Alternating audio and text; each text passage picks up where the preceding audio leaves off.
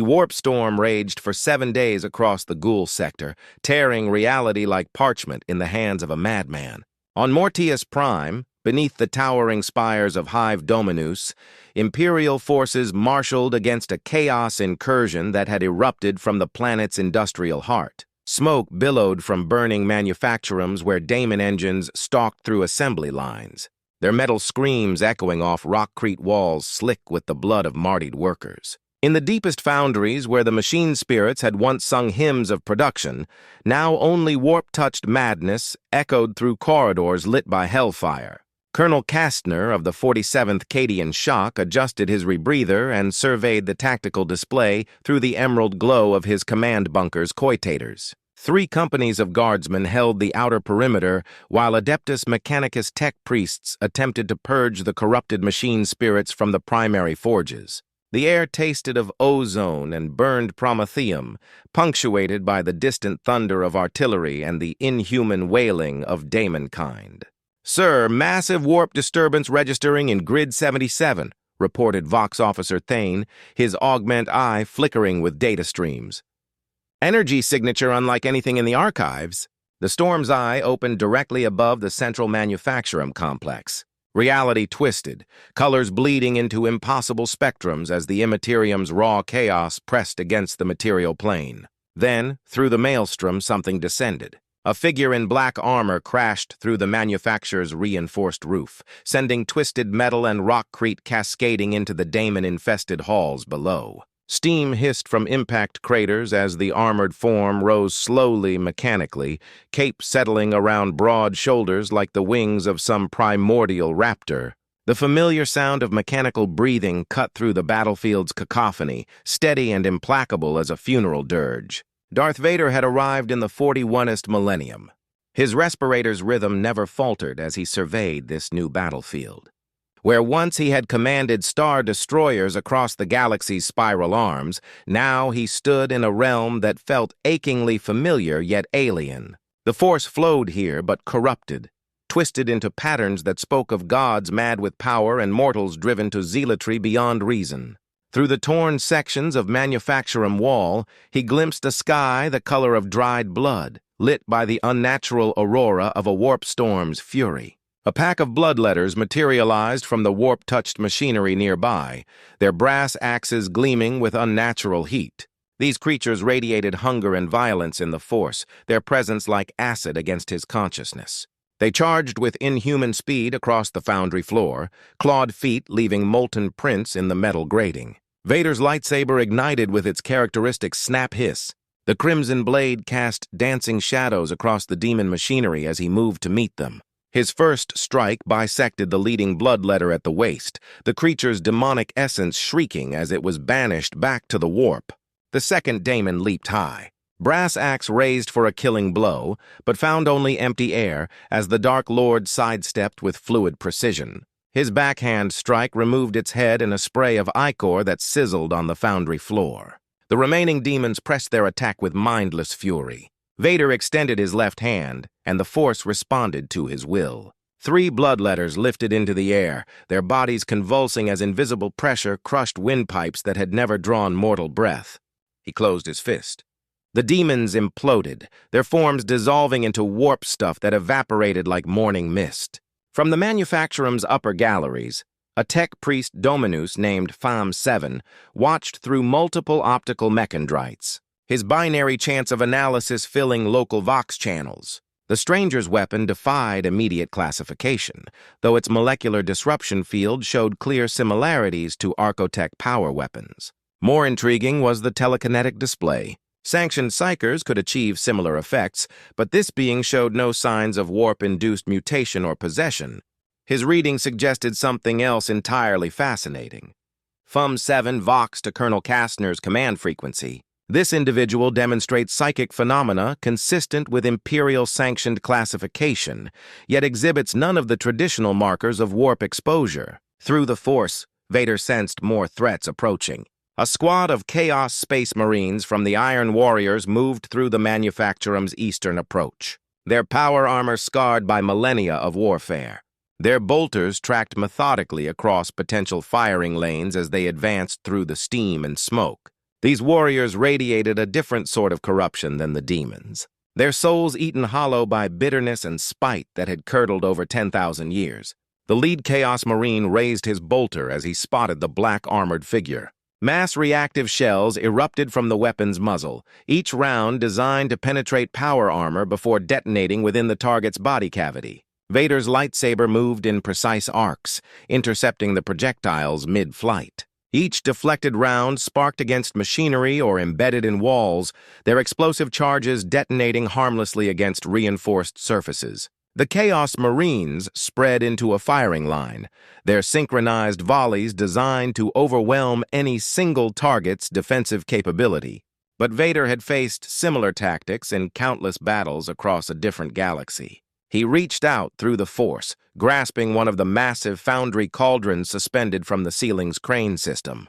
With a gesture, he sent the molten container crashing down onto the squad's position. Superheated metal cascaded across the Marine power armor, seeking gaps in their protection.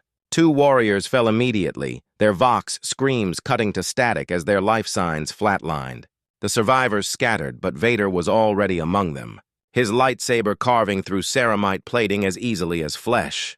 The final Marine managed to draw his chainsaw before the crimson blade took him at the neck, his body collapsing in a rattle of desecrated armor above. Colonel Kastner coordinated with the tech priest through encrypted Vox channels. Whatever he is, he's eliminating our primary obstacles. I'm ordering Third Company to establish contact. Inadvisable without proper psychic screening protocols. Fam 7 replied, his meschandrites twitching with concern. Unknown psychers represent significant contamination risk to standard personnel, but Vader had already sensed their approach through the Force. Imperial guardsmen moved with disciplined precision through the manufacturum's lower levels. Their lasguns held ready but not yet aimed with killing intent. Their thoughts carried notes of fear and curiosity rather than immediate hostility. These soldiers served something they called the Emperor, a being whose presence in the Force suggested unimaginable power and authority. Lieutenant Harkin emerged from behind a cluster of plasma conduits, his stormtrooper unit maintaining covering positions. Unknown combatant. Identify yourself and state your allegiance. Vader's respirator cycled twice before he responded, his voice carrying the mechanical resonance that had once struck terror into rebel hearts. I am Lord Vader. You will explain this Emperor you serve. The guardsmen exchanged glances, their training wearing with instincts that screamed about confronting someone who had just carved through Chaos Marines like wheat before a scythe. Harkin activated his Vox link to command. Colonel the Unknown is requesting information about the God Emperor, requesting guidance. Bringing him up would require inquisitorial clearance. Kastner's voice crackled through static. But we need every advantage we can get. Tell him the Emperor protects and ask if he stands with us against the ruinous powers. Through the Force, Vader felt the sincerity in these men's belief. The way their devotion to their Emperor burned like a beacon in their souls. It reminded him of his own service to Palpatine, though these mortals' faith carried a purity his had always lacked. He sensed no deception, only desperate hope that he might prove an ally rather than another enemy. Your Emperor, he said finally, does he rule through strength? Through divine will and righteous fury, Harkin replied, his voice carrying the cadence of catechism. He is the master of mankind, the light in the darkness, eternal and undying. Vader considered this another emperor, another galaxy, another war between light and darkness. The Force showed him glimpses of this realm's history, fragments of knowledge drawn from the minds around him. A golden throne, 10,000 years of stagnation, prime marks scattered to the winds. An empire built on faith and fear, sustained by sacrifice on a scale that dwarfed even the old empire's ambitions. Show me to your commanders, he commanded. I would know more of this Emperor's domain. The extraction to Colonel Kastner's command post required navigating 3 kilometers war-torn manufactorium and the approaches to Hive Dominus's lower levels. Vader moved among the Imperial forces like a dark angel of death, his presence shifting the battle's momentum wherever he appeared. When a squad of Chaos cultists attempted to overrun a guardsman position, his Force lightning reduced them to charred corpses before their autoguns could find targets. When a Daemon engine burst through a wall of reinforced rockcrete, his telekinetic might crushed its mechanical components into scrap metal. Tech Priest Fum 7 documented each display of power with growing fascination and concern. The stranger's abilities defied standard Imperial classifications while remaining disturbingly effective. His combat protocols showed no signs of chaos taint, yet his power levels exceeded those of many sanctioned battle psychers. Most troubling was the weapon itself, which appeared to function through contained plasma contained within a magnetic field of unknown origin. At the command bunker, Colonel Kastner waited with a full honor guard and a direct Vox link to Sector Command. The man who entered his facility moved with the measured stride of absolute authority, cape flowing behind him like shadow given form. When he spoke, his voice carried the weight of someone accustomed to commanding star fleets and planetary invasions. "Colonel Kastner," Vader acknowledged, having plucked the name from nearby thoughts. "Your Emperor, tell me of his domain." Kastner gestured to the tactical display showing Mortius Prime's continental theaters. "The God Emperor rules 1,000,000 worlds across the galaxy. My lord, for 10 millennia, his light has guided humanity against the darkness of alien xenos, heretical cultists, and the demons of chaos. We are his sword and shield, dying gladly in his name."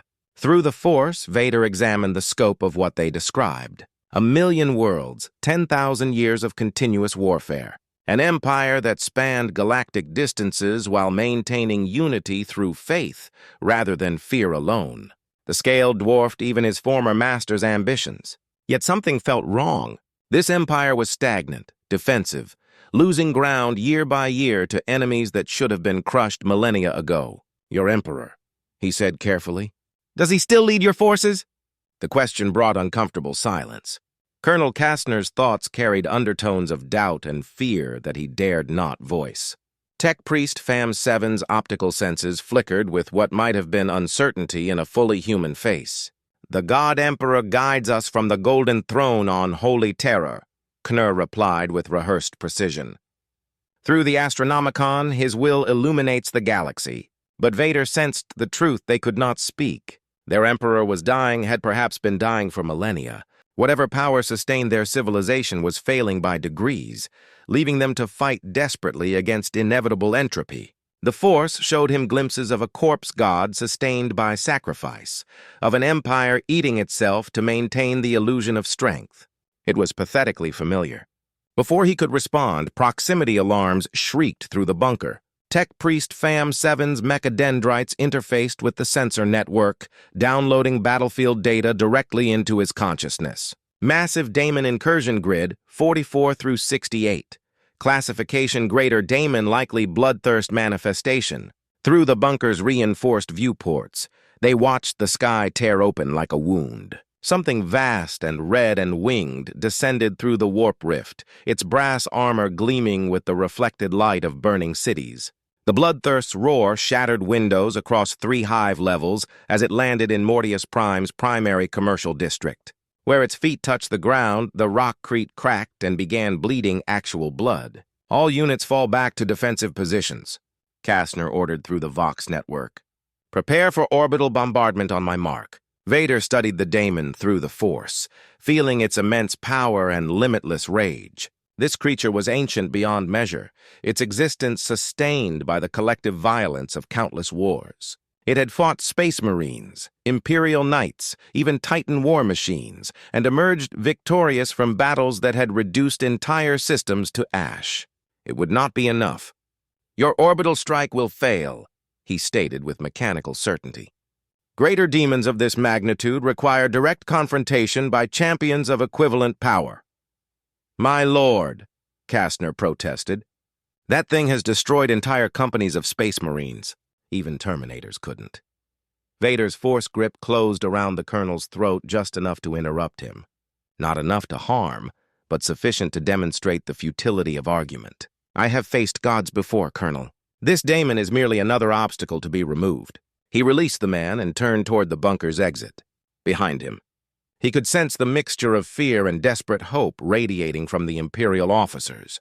They had never encountered anyone who spoke of confronting greater daemons as if they were merely another tactical problem to be solved. The bloodthirster had begun its rampage through Hive Dominus's commercial sectors, its whip of corn leaving trails of fire across HAB blocks that housed millions of Imperial citizens. Each swing of its axe sheared through ferrocrete and steel as easily as flesh, bringing entire structures crashing down in avalanches of rubble and screaming civilians. Chaos cultists materialized from the demon's wake, their minds blasted by proximity to their unholy master. Vader approached through the hive's main arterial, his presence causing spontaneous Imperial guard formations to part like water before a ship's prow. Citizens fleeing the daemon's approach stopped to stare at this dark figure moving against the flow of refugees, his cape billowing with each measured step. Some whispered prayers to the Emperor, others made the sign of the Aquila, but all sensed that something momentous was about to unfold. The Bloodthirst noticed him when they were still 2 kilometers apart. Its demon sight pierced through smoke and flame to focus on this black-armored figure who radiated power in frequencies that set its brass teeth on edge. Here was something that did not belong to this galaxy's established patterns, a presence that spoke of different wars and alternative darknesses. Mortal! The demon's voice shattered windows for blocks in every direction. You weak of unfamiliar suffering. Horn will enjoy adding your skull to his throne. Vader's lightsaber ignited in response, its crimson blade casting bloody light across the destruction around them. You know nothing of suffering, Daemon. Allow me to educate you. The Bloodthirst launched itself forward with inhuman speed, its massive wings propelling it across the distance between them in seconds. Its axe, forged from the essence of rage itself, descended toward Vader's head with force enough to split battle tanks. But the Dark Lord was no longer where the blow was aimed. He sidestepped at the last instant, his lightsaber carving a burning line across the daemon's thigh as momentum carried it past him.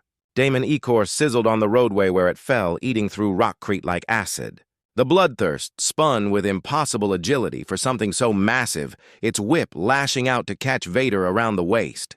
But the Force guided his movements, and the weapon wrapped around empty air as he leaped 30 meters straight up, landing on a Hab block's jutting balcony. From this elevation, he could see the full scope of the daemon's rampage. Fires burned across 17 city blocks, their smoke forming spirals that seemed to reach toward the still open warp rift above. Imperial forces maintained their perimeters but could offer no meaningful resistance to a creature of this magnitude. Even the tech priest's blessed weapons would barely scratch its demonic hide. The Bloodthirst's wings carried it up toward his position, axe and whip, ready to dismember this arrogant mortal who dared stand against K's chosen champion. But as it approached, Vader reached out through the Force and grasped the building's structural supports. With a thought, he collapsed the entire hablock. Thousands of tons of ferrocrete and steel came crashing down onto the daemon's head and shoulders. Lesser creatures would have been crushed instantly, but the Bloodthirst's demonic essence allowed it to shrug off physical damage that would destroy Imperial Titans. It emerged from the rubble with its brass armor barely scratched, though its roar carried a note of genuine fury. Now Vader had used the daemon's momentary disorientation to leap to another building, this one crowned with a massive industrial ventilation system. The machinery's machine spirits had long since fled or been consumed by the warp storm's influence, leaving behind only metal and potential energy. He reached out through the Force and began to spin the enormous fan assemblies, accelerating them beyond their design tolerances. When the Bloodthirst launched itself toward his new position, Vader released his hold on the machinery. The massive fan blades tore free from their housings like projectiles fired from a Titan's cannon, each one weighing several tons and moving at supersonic speeds. The first struck the demon's center mass, driving it back toward the ground. The second took off part of its left wing. The third embedded itself in the creature's shoulder, daemon blood spraying in. Arterial arcs across the devastation below. But greater demons were not so easily destroyed. The Bloodthirst's wounds began healing almost immediately, its connection to the warp providing endless reserves of malevolent energy. It landed heavily among the ruins of the commercial district and raised its axe toward the blood-red sky. Cahorn cares not from whence the blood flows. It bellowed, and the very air began to burn with unleashed warp energy, only that it flows eternally. The daemon's power reached out across Hive Dominus, touching every heart that beat with rage or violence. Imperial guardsmen found their discipline cracking as they turned their las guns on fellow soldiers. Citizens began tearing at each other with bare hands, their minds consumed by artificial fury. Even tech priests felt their emotional dampeners failing as pure aggression flooded their augment systems. Vader felt the demon's influence pressing against his consciousness like a tide of molten brass. But where others succumbed to mindless rage, his anger was cold, focused, refined by years of Sith training. The dark side of the Force flowed through him like liquid nitrogen, freezing his fury into a weapon more precise than any lightsaber. He dropped from the building and began walking toward the bloodthirst across the corpse-strewn street.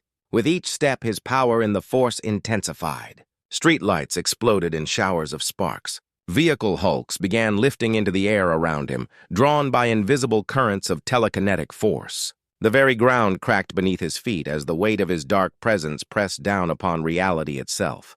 The daemon sensed the shift in their confrontation and charged with desperate fury, its axe trailing fire as it sought to end this battle through overwhelming violence. But Vader was ready. He raised both hands and Force lightning erupted from his fingertips in torrents of pure destruction. The electrical discharge struck the bloodthirster full in the chest, its energy pattern unlike anything the daemon had encountered in 10 millennia of warfare. This was not the raw warp lightning of chaos sorcerers, or the blessed energies of Imperial psychers. This was something darker, colder, drawn from emotions that even demons found alien and disturbing. The creature's advance staggered as Force lightning coursed through its demonic essence. Its brass armor began to buckle and melt under the sustained electrical assault. More importantly, the energy was disrupting its connection to the warp, the source of its power and immortality. For the first time in millennia, the bloodthirst felt something approaching genuine fear. Vader advanced through his own lightning storm, his respirator's rhythm never faltering as destruction flowed around him like a second atmosphere. When he was close enough, he dropped the Force lightning and ignited his lightsaber again. The blade found the gap where the demon's neck met its shoulder, slicing through demonic flesh and brass armor with equal ease. The bloodthirst's death scream shattered every window in a 5-kilometer radius as its essence dissolved back into the warp. The creature's connection to this reality had been severed not just by violence, but by a form of power it could neither understand nor effectively counter. As its form dispersed into rapidly dissipating ether, the demon's last sensation was of being consumed by a darkness far more ancient and patient than chaos itself. Silence fell across the devastated commercial district, broken only by the steady rhythm of mechanical breathing and the distant sound of collapsing buildings. Vader stood in the crater where the daemon had made its final stand, cape settling around him like the wings of some primordial destroyer. Steam rose from his lightsaber's blade as Daemon Icar evaporated from its surface. From hidden positions throughout the area, Imperial forces watched in stunned silence. They had just witnessed a single warrior defeat a greater daemon in direct combat, something that typically required entire companies of space marines or the intervention of Imperial saints. Yet, this stranger had accomplished the feat with a combination of tactical brilliance and raw power that defied their understanding of warfare itself. Through his command bunker's surveillance network, Colonel Kastner watched the aftermath of the confrontation with growing unease. The stranger's power was undeniable, but power without proper Imperial oversight had historically led to catastrophe on a galactic scale. He activated his Vox link to Sector Command with trembling fingers. "Command, this is Kastner. We have a Code Amber Psyker situation requiring immediate inquisitorial assessment. The threat level may exceed current classification parameters, but Vader had already begun moving toward the Hive's upper levels, drawn by his growing understanding of this galaxy's power structures. Through the Force, he had sensed other minds watching the battle. Minds that radiated authority and knowledge far beyond the common soldiers he had encountered. Someone with actual power was evaluating him, deciding whether he represented an opportunity or a threat to their established order. The Inquisition had taken notice of Darth Vader. In the shadowed confines of the Inquisitorial Fortress on Mortius Prime's third moon, Inquisitor Cassiox reviewed the battle footage with growing concern. Her Ordo Hereticus training had exposed her to every form of unsanctioned psycho-manifestation, from demon possession to chaos sorcery. But this stranger's abilities defied standard classification. His power readings exceeded those of most sanctioned battle psychers, yet showed none of the traditional markers of warp exposure or chaos corruption. "Interrogate a thorn," she commanded, her augment eye flickering with data analysis patterns. "Compile a full tactical assessment. Include estimated power level, threat classification, and potential uses to Imperial interests." Her subordinate's fingers danced across the Coitator interface, cross-referencing the footage against thousands of archived encounters. Initial assessment suggests potential alpha-cast threat. My Lady Power projection capabilities exceed established parameters for uncontrolled psychers. However, his combat methodology shows clear Imperial compatibility. Vex studied the moment when the stranger had executed the bloodthirst, watching the replay in slow motion as his weapon carved through demonic essence. The blade's energy signature was unlike anything in Imperial archives, yet its effectiveness against chaos entities was undeniable. More intriguingly, the wielder showed no signs of corruption despite prolonged exposure to warp energies. "Prepare Interrogation Protocol 7, she ordered. "If this individual represents a potential asset, we will determine his value to the Emperor's service. If he proves corrupted—" She let the implications hang unspoken, her hand resting on the blessed bolt pistol at her hip. Through the Force, Vader sensed their scrutiny even across the void between planet and moon. These watchers carried themselves with the authority of those who had broken stronger wills than his, confident in their ability to dissect any threat to their Emperor's dominion. They would come for him soon, armed with tools and techniques refined over millennia of dealing with unsanctioned psychers. Let them come. He had served one emperor already, had learned the rhythms of power and the prices demanded by absolute authority. If this new realm required him to prove his worth through trial by combat or interrogation, so be it. The galaxy had changed, but the fundamental equations of power remained constant. The strong ruled, the weak served. Everything else was merely detail.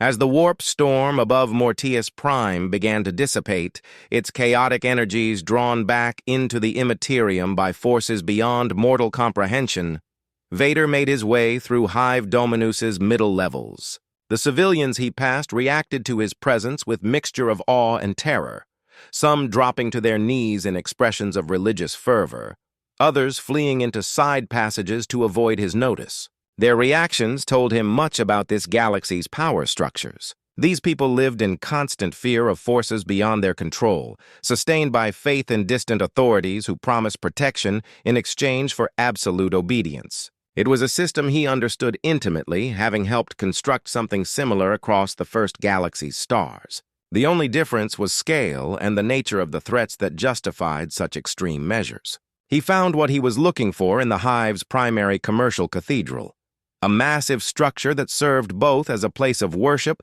and a center of economic activity. Imperial citizens conducted their daily business beneath soaring buttresses carved with images of the Emperor's victories, while servo skulls drifted between the crowd performing maintenance and surveillance functions. At the cathedral's heart stood a statue of the God Emperor, its golden features worn smooth by countless genulecting pilgrims. But Vader's interest focused on the smaller shrine nearby, dedicated to something the locals called the Primarchs. Here were depicted 18 figures of legendary stature, each one representing a different aspect of the Emperor's will and authority.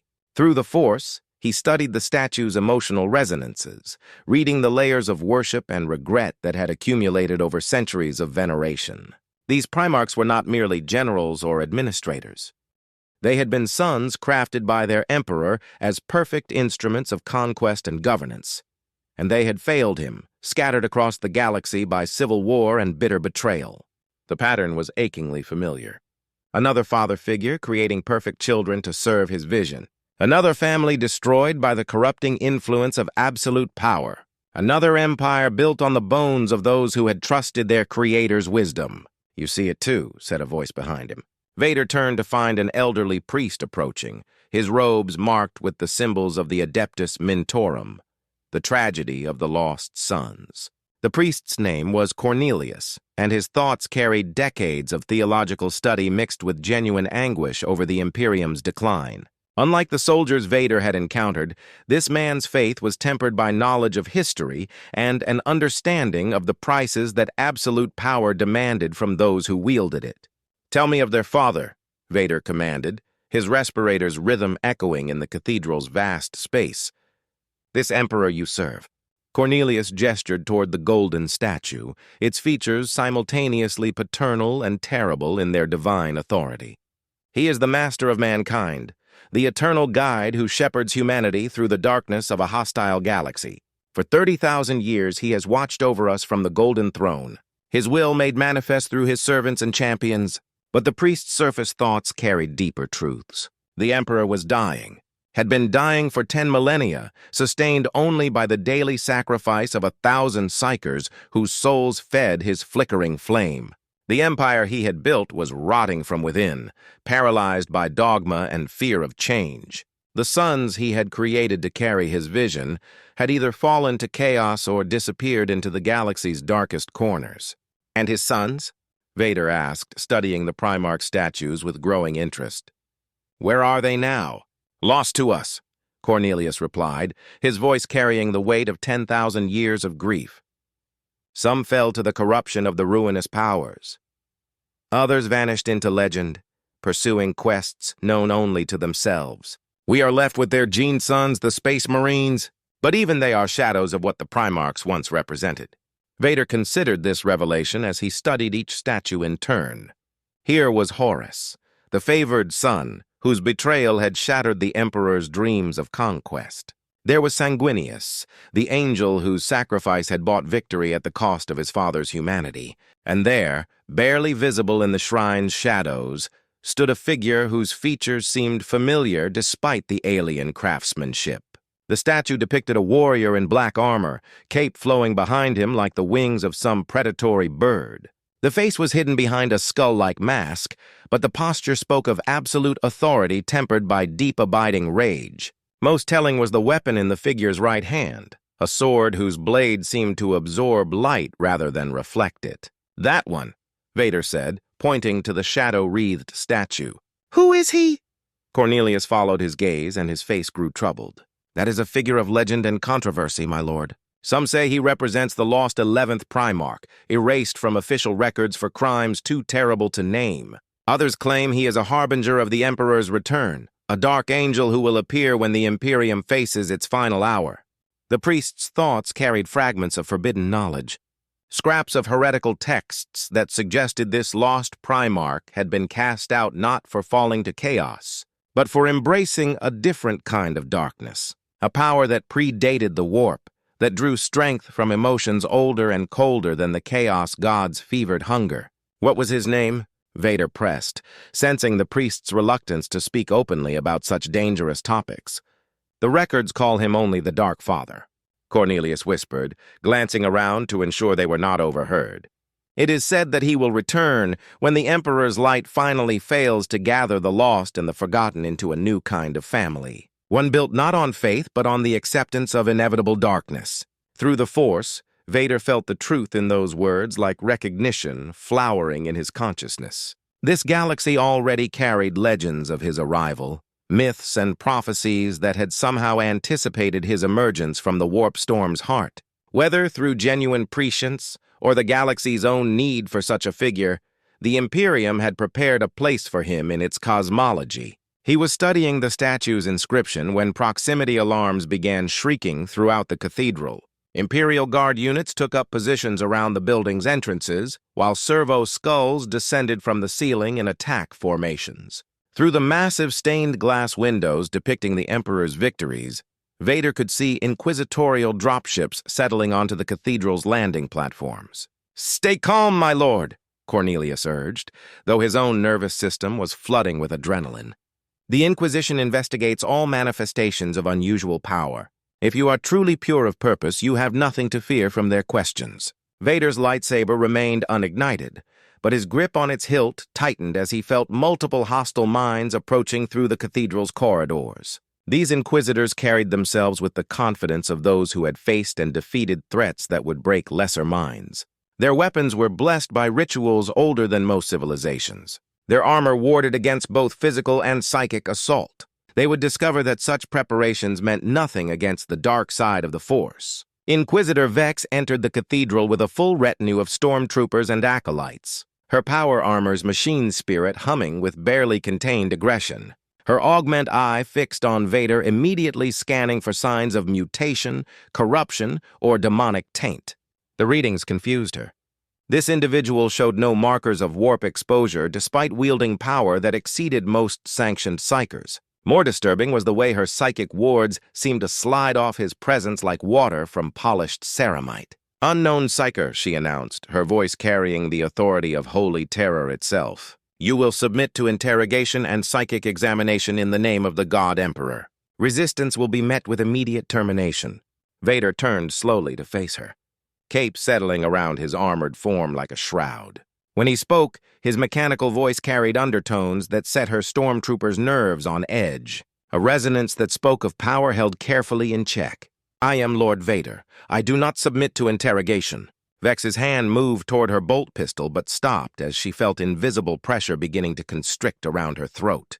Her stormtroopers raised their hell guns, but their targeting systems registered no lock on the stranger, despite his obvious proximity. It was as if the man existed in the spaces between their sensors' ability to perceive and process information. "You will stand down," Vader continued, the force grip tightening just enough to emphasize his point. "Your Emperor has need of servants who understand power, not inquisitors who fear it." Through her choking throat, Vex managed to gasp out activation codes for her retinue's combat protocols. Stormtroopers opened fire with hellgun volleys designed to penetrate power armor, while her acolytes began chanting litanies of banishment and purification. But their weapons found only empty air as Vader moved within human speed between the cathedral's massive pillars. His lightsaber ignited mid-leap, its crimson blade carving through a stormtrooper's hellgun before removing the man's head in a single fluid motion. He landed behind another soldier and drove the weapon through his carapace armor, the superheated plasma burning through ceramite and flesh with equal ease. Before the remaining troopers could react, he had their weapons floating in mid-air, torn from their hands by telekinetic force and crushed into useless scrap metal. The acolytes' chanting grew more desperate as their blessed wards failed to contain or redirect the stranger's power. Their psychic defenses, honed against chaos, corruption, and daemon incursion, proved inadequate against energies that operated by entirely different principles. One young acolyte collapsed as Vader's presence pressed against his consciousness, blood streaming from his nose as his mind rejected contact with such alien darkness. Inquisitor Vex drew her consecrated blade, its power field crackling with energies blessed by the Emperor himself. But even as she raised the weapon, she felt the futility of the gesture. This stranger's power operated on a level that made mockery of standard inquisitorial protocols. His abilities suggested psycho-classification alpha or higher, yet he showed none of the traditional markers that would justify such a rating. "What are you?" she gasped through the constriction around her throat. Vader released his force grip, allowing her to collapse to the cathedral floor, gasping for breath. His respirator cycled twice as he studied the surviving inquisitorial forces with something approaching clinical interest. These people were competent within their limitations, but those limitations were severe when confronted with power that operated outside their established parameters. "I am what your Emperor needs," he replied, deactivating his lightsaber. "A servant who understands that order requires strength, and strength requires the will to impose it upon chaos." Through the cathedral's Vox speakers, Colonel Kasner's voice crackled with urgent information. "All units, massive warp disturbance detected in high orbit. Chaos fleet emerging from the storm's wake. Estimated strength 12 vessels, including battlecruiser-class signatures." The timing was no coincidence. The daemon's death had disrupted local warp currents, creating a navigational beacon that chaos forces could follow even through the storm's chaotic energies. Now enemy ships materialized in Mortius Prime's outer system, their hulls twisted by millennia of exposure to the Imperium's corruption. The real battle was about to begin. Vader felt the shift in the Force as thousands of corrupted souls drew closer to the planet's surface. These were not mindless cultists or lesser demons, but organized military forces led by Chaos Space Marines who had fought for 10,000 years. Their commander radiated power and malevolent intelligence that marked him as one of the original traitors, a veteran of the Horus heresy who had watched the Imperium's dreams burn in the fires of civil war. "Inquisitor," he said, helping Vex to her feet with surprising gentleness. "Your skills will be needed for what comes next. But you will follow my lead, or you will die uselessly while your Emperor's enemies claim this world." Vex's augment eye flickered with conflicting data streams as she processed his words. Every protocol demanded that she arrest this unsanctioned psyker and subject him to immediate interrogation. But the tactical situation was deteriorating rapidly, and his power had already proven decisive against threats that would have required extensive Imperial resources to contain. "The Emperor protects," she whispered, making the sign of the Aquila. Then more loudly, "What are your orders?" The question surprised everyone present, including Vader himself. He had expected continued resistance, demands for compliance with Imperial authority, threats of excommunication, or worse. Instead, this Inquisitor was offering to place herself under his command based on nothing more than demonstrated competence and the tactical necessities of their situation. It was refreshingly practical. "Rally your remaining forces," he commanded, moving toward the cathedral's main entrance. "Coordinate with the local guard regiments and prepare defensive positions in the upper hive levels. The enemy will attempt orbital insertion directly into the city's heart." As if summoned by his words, the sky above Morteus Prime began bleeding fire. Chaos drop pods and boarding torpedoes pierced the atmosphere like falling stars, their heat signatures painting crimson trails across the blood-red clouds. Imperial void shields flickered and died as the enemy fleet bombardment cannon found their range, reducing entire city blocks to rubble in preparation for ground assault. The first wave of Chaos Space Marines made planetfall in the governmental district, their ceramite boots crushing Imperial symbols underfoot as they emerged from smoking crater pods. These were warriors of the Iron Warriors Legion, their armor scarred by 10 millennia of siege warfare and marked with the brass symbols of their dark patrons. They moved with mechanical precision through the ruined streets, establishing firing positions and deploying heavy weapons with the expertise of those who had perfected the art of urban warfare. Leading them was Warsmith Draknor, a hulking figure whose power armor had been fused with demouched machinery during the Long War's early centuries. His autocannon arm whined as it cycled through target acquisition protocols, while his remaining human eye burned with the cold fury of someone who had watched the Imperium's hypocrisy for 10,000 years. He had come to Morteus Prime following the psychic disturbance that marked the stranger's arrival, drawn by curiosity about what new weapon the Corpse Emperor's servants had unleashed. Through the Force, Vader felt the Warsmith's approach like acid against his consciousness. This was a mind that had been twisted by centuries of exposure to chaos energies, yet retained enough of its original intelligence to pose a genuine threat. More dangerous were the tactical capabilities at his command. Veteran Space Marines supported by Daemon engines and corrupted Tech Marines whose knowledge of Imperial systems made them devastating saboteurs. The cathedral's reinforced gates exploded inward as a squad of Havocs unleashed concentrated missile fire against the structure's foundations. Smoke and debris filled the air as Chaos Space Marines poured through the breach, their bolt pistols spitting mass reactive death at anything that moved. But they found only empty pews and abandoned prayer stations. Their intended targets had already moved to more defensible positions. From the cathedral's bell tower, Vader observed the enemy deployment through electro-binoculars provided by Colonel Kastner's technical staff. The Chaos forces were establishing a perimeter around the governmental district while their heavy support teams set up firing lanes covering all major approaches. Standard Imperial counterattack doctrine would require coordinated assault by multiple guard regiments supported by orbital bombardment, assuming the Navy could break through the enemy fleet's screening formations. It would take too long, cost too many lives, and likely fail against an enemy this experienced. Inquisitor Vex, he voxed through the comm link she had provided. "Order all Imperial forces to maintain defensive positions. Do not attempt to engage the enemy directly."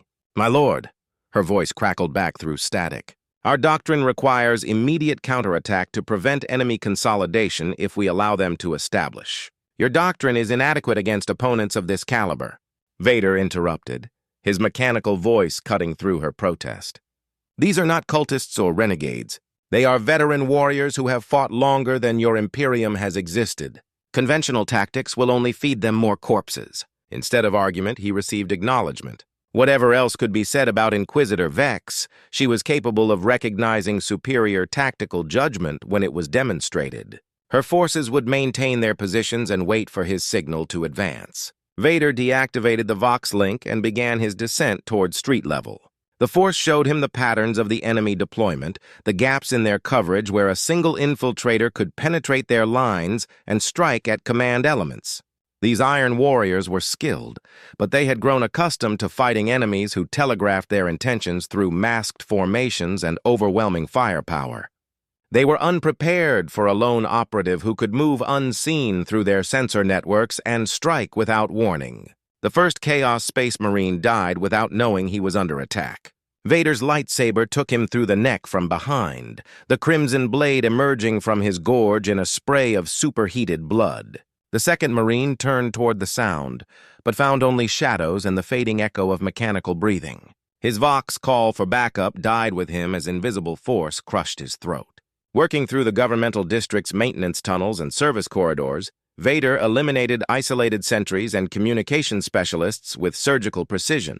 Each kill was silent, efficient, designed to see out confusion without alerting the main force to his presence. By the time Warsmith Drower realized his perimeter was being compromised, half his support elements had already been eliminated. Impossible. The Warsmith growled into his Vox pickup as status reports streamed across his helmet display. No single operative could penetrate Iron Warrior security protocols, but the evidence was undeniable. His force was being systematically dismantled by someone who moved through their positions like a ghost made of shadow and death. Worse, his chaos-touched sensors detected no warp signatures, no psychic emanations that would explain how the enemy was bypassing their detection systems. It was as if their attacker existed in the spaces between reality, striking from angles that shouldn't exist. Draknor ordered his remaining forces to consolidate around the district's primary command center, a reinforced bunker that had once housed the planetary governor's emergency staff. If this invisible enemy wanted to face them directly, he would have to assault a position that could withstand sustained bombardment from Imperial Titans.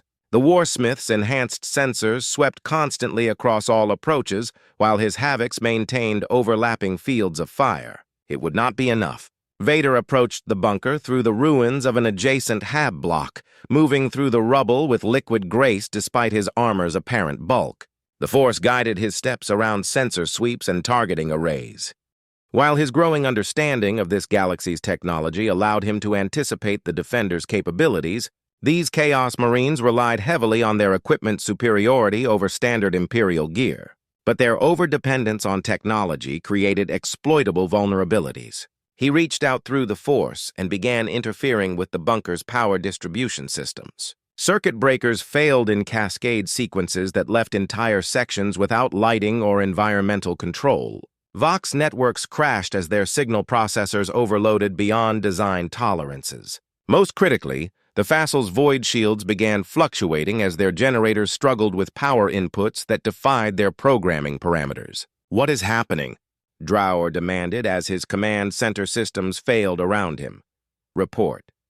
His tech marines worked frantically to restore functionality, but their corrupted knowledge was inadequate against an enemy who understood technology from first principles rather than through ritual and tradition. Each system they restored immediately failed again, leaving them essentially blind and deaf within their supposedly impregnable fortress. That was when Vader made his entrance. The bunker's reinforced blast doors, rated to withstand direct hits from battle cannon, simply exploded inward as if struck by invisible titans. Smoke and debris filled the command center as a figure in black armor strode through the destruction, cape flowing behind him like the wings of some primordial angel of death.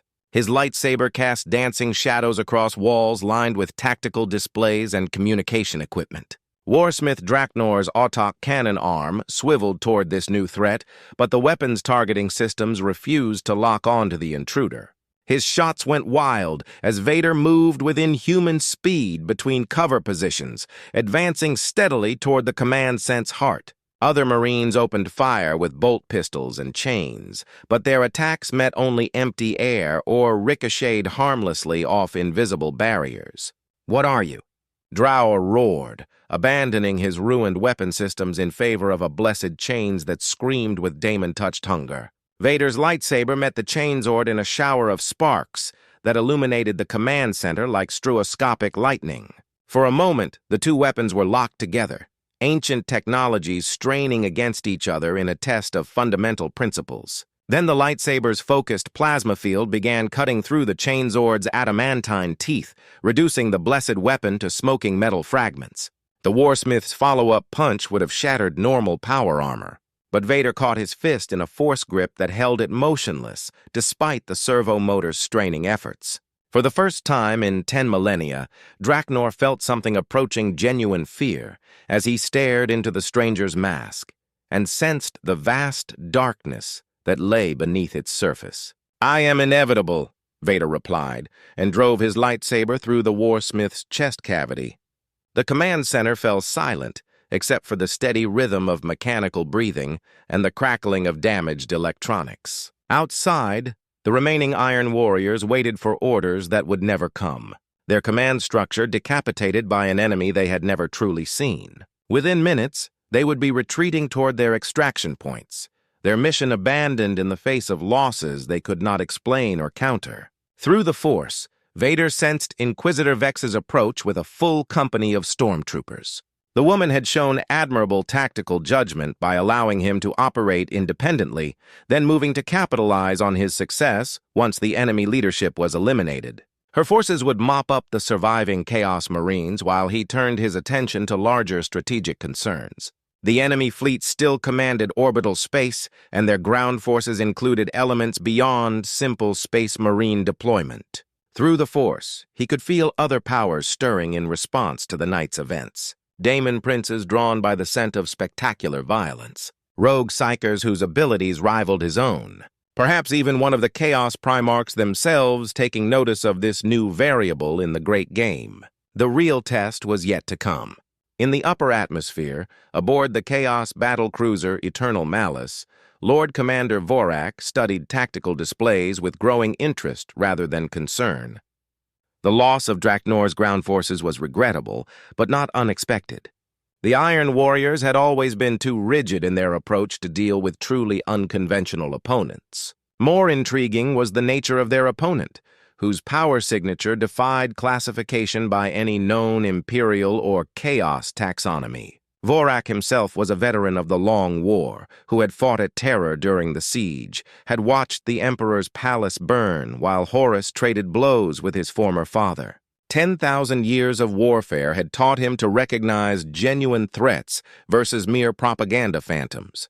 This stranger represented something entirely new, a variable that could shift the balance of power between Chaos and Imperium if properly understood and either recruited or eliminated. "Prepare my personal strike force," he commanded his bridge crew. "I will meet this stranger myself and determine his true nature."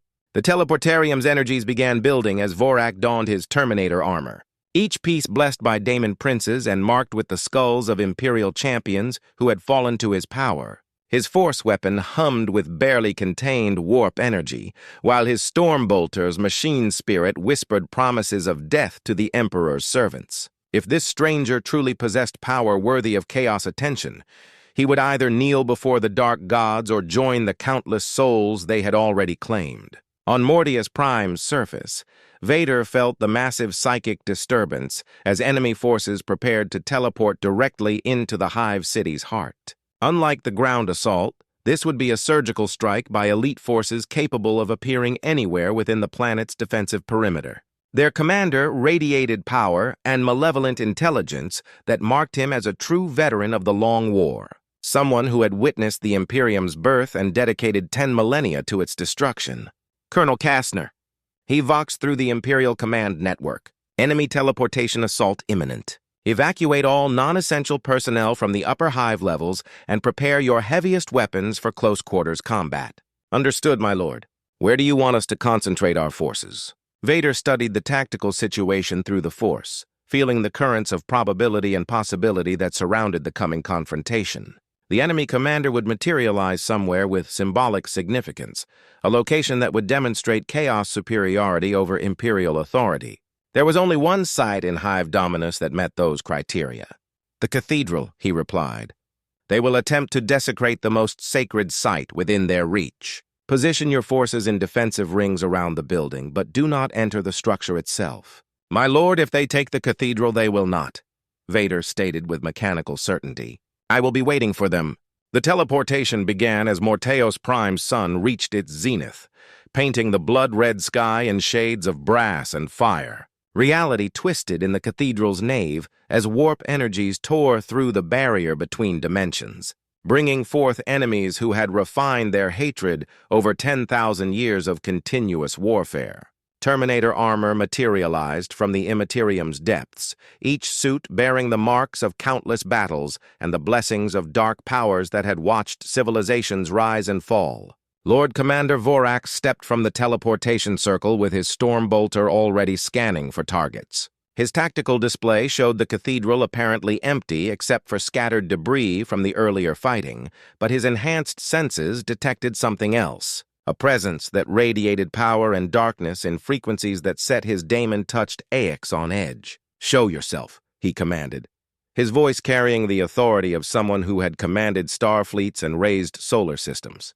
"Face me with honor if you possess such a concept." Vader emerged from the shadows behind the Emperor's statue, his cape settling around his armored form like the wings of some vengeful spirit. When he spoke, his mechanical voice echoed through the cathedral's vast space with the weight of absolute conviction. "Honor is for those who have the luxury of weakness, ideal only in necessity." The two champions regarded each other across the cathedral's nave, their respective powers pressing against reality like opposing storms. Vorax's connection to the warp painted fractal patterns across his perception, showing him probability threads where this stranger's death fed power to the dark gods. But beneath those visions lay something else, a darkness that predated chaos itself and operated by rules that even daemon princes found alien. "What are you?" the Chaos Lord asked, echoing the question that had followed Vader since his arrival in this galaxy. "I am what this galaxy has been waiting for," Vader replied, igniting his lightsaber. "The end of its stagnation." Battle erupted across the cathedral's sacred ground as two masters of warfare tested their strength against each other. Vorax's Stormbolter spat mass reactive shells that exploded against invisible barriers, their detonations illuminating stained glass windows, depicting the Emperor's victories. His force weapon crackled with warp energies as he charged forward. Terminator armor's servo motors straining to match his opponent's inhuman speed.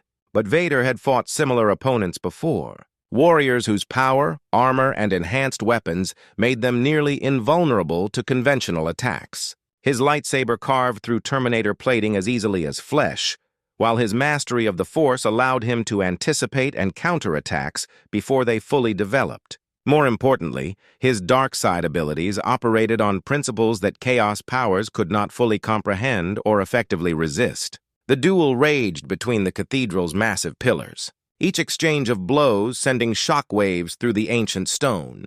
Vorax's experience showed in his tactical flexibility, using the environment to his advantage, while his Terminator armor systems provided targeting data and threat analysis. But his opponent moved with fluid grace that made mockery of such calculations, striking from angles that shouldn't exist, and defending positions through methods that defied tactical doctrine. Force lightning erupted from Vader's fingertips, coursing through Vorax's Terminator armor and overloading its spiritual wards.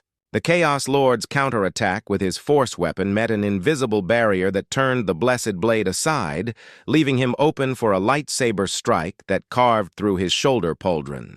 Daemon-touched ceramite fell smoking to the cathedral floor as Vorax stumbled backward, his enhanced physiology already working to seal the wound. "Impossible!" he gasped, studying the damage to armor that had turned aside Titan weapons. What manner of blade can penetrate blessed Terminator plate? Instead of answering, Vader pressed his attack with renewed intensity. His lightsaber became a crimson blur as he carved through the Chaos Lord's defenses. Each strike precisely targeted at gaps in armor coverage or vulnerable system junctions. Vorax's Stormbolter was severed at the wrist, its ammunition feeding system sparking as blessed rounds scattered across the floor. His Force weapon followed moments later, its daemon-touched edge no match for focused plasma sustained by the Force itself. The end came suddenly, inevitably. Vorak's final desperate charge brought him within reach of his opponent's blade, but also left him exposed to a force grip that seized his throat and lifted him into the air. For a moment, the ancient warrior hung suspended above the cathedral floor, his Terminator armor's weight meaningless against the power that held him. "Your Chaos gods offer only stagnation disguised as change," Vader stated, his mechanical voice cutting through the Chaos Lord's strangled breathing. "I offer something far more valuable: purpose." The lightsaber's thrust pierced Vorak's chest cavity, its energy disrupting not just his physical form, but the warp-touched enhancements that had sustained him for 10 millennia. As the ancient warrior's life faded, his last sensation was of being consumed by a darkness that made even the Eye of Terror seem bright by comparison. Silence returned to the cathedral as Vader deactivated his lightsaber and surveyed the aftermath of their confrontation. Around him lay the remains of Terminator armor that had survived the siege of Terror itself, reduced to smoking scrap by weapons and techniques that operated outside this galaxy's established parameters. The victory sent shockwaves through both Imperial and Chaos forces, announcing the arrival of a new power that answered to neither the Corpse Emperor nor the Dark Gods. Through the Force, he felt the enemy fleet reaction to their commander's death, confusion, fear, and the beginnings of a general withdrawal as lesser champions fought for control of the expedition's remnants. Without unified leadership, the Chaos forces would retreat into the warp's depths rather than risk further losses to an enemy they could not understand or effectively combat. But larger powers were taking notice. Through the Imperium's chaotic currents, ancient intelligences turned their attention toward Mortius Prime and the anomaly that had disrupted their carefully maintained game of cosmic chess. Some saw opportunity in this new variable. Others perceived only threat. But all recognized that the galaxy's fundamental equations had shifted in ways that demanded response. In the cathedral's aftermath, Inquisitor Vex approached with careful reverence, her augment eye recording everything for later analysis by higher authorities. The stranger's power was beyond question now, but his ultimate loyalties remained unclear. He had served Imperial interests by eliminating Chaos threats, yet his methods and abilities suggested origins that transcended standard classifications. "My lord," she said formally, making the sign of the Aquila, "the enemy fleet is withdrawing. Mortius Prime is secure." Vader nodded acknowledgement, but his attention was already turning toward larger strategic concerns. Through the Force, he could sense the vast scope of this galaxy's conflicts. 1,000,000 worlds locked in eternal warfare, ancient grudges that had festered for 10 millennia.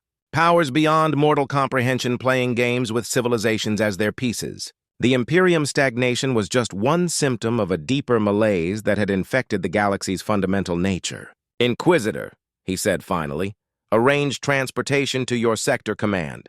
It is time I met with those who truly hold power in this Imperium." "My lord, that would require clearance from—" "It would require nothing more than recognition of necessity," Vader interrupted, his Force presence pressing against her consciousness like a tide of liquid darkness. "Your superiors will want to meet me, whether they admit it or not. The question is whether they approach me as supplicants seeking an ally or as enemies requiring elimination." Vex's augment eye flickered with uncertainty as she processed the implications of his words. This stranger had single-handedly defeated threats that typically required extensive Imperial resources to contain. But his ultimate goals remained opaque. If he truly intended to present himself to Sector Command, the resulting political upheaval could destabilize the entire region's power structure. "I will make the arrangements," she agreed, recognizing the futility of further argument. "But my lord, the higher authorities will demand answers. They will want to know what you are, where you came from, and what you intend for the Imperium's future." Vader's respirator cycled twice as he considered her warning. In truth, he was still discovering the answers to those questions himself. This galaxy had shown him possibilities that transcended his original ambitions. Not merely another empire built on fear and strength, but a realm where power and purpose could be wedded in ways that his former master had never imagined. The Imperium's stagnation was not inevitable.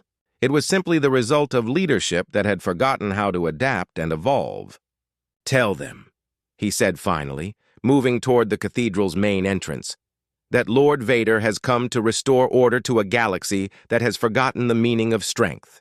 Tell them that their Emperor's vision was incomplete, and that I have come to provide what was missing. As he walked through the cathedral's massive doors, leaving behind the smoking remains of enemies who had underestimated his power, Vader felt the galaxy's attention, focusing on him like a lens concentrating starlight. Ancient powers stirred in their hidden strongholds, sensing the emergence of something that could tip the balance between order and chaos in directions none of them had anticipated. The Imperium would need to decide whether he represented salvation or damnation, but in the end, their decision would matter less than his own determination to forge a new order from the ashes of the old. The galaxy had shown him its weakness. Now he would show its strength refined by patience, tempered by experience and guided by a vision that transcended the petty divisions between light and darkness. The stars themselves would kneel before the power of the dark side, or they would burn in the fires of inevitable change. In the depths of the warp, entities older than civilizations felt the disturbance and began to stir. A new player had entered the great game, one whose power operated by rules they did not fully understand. Some sought to corrupt him, others to destroy him, but all recognized that the galaxy's fate had shifted onto new trajectories that could reshape the very nature of existence itself. The age of stagnation was ending. What would rise from its ashes remained to be seen.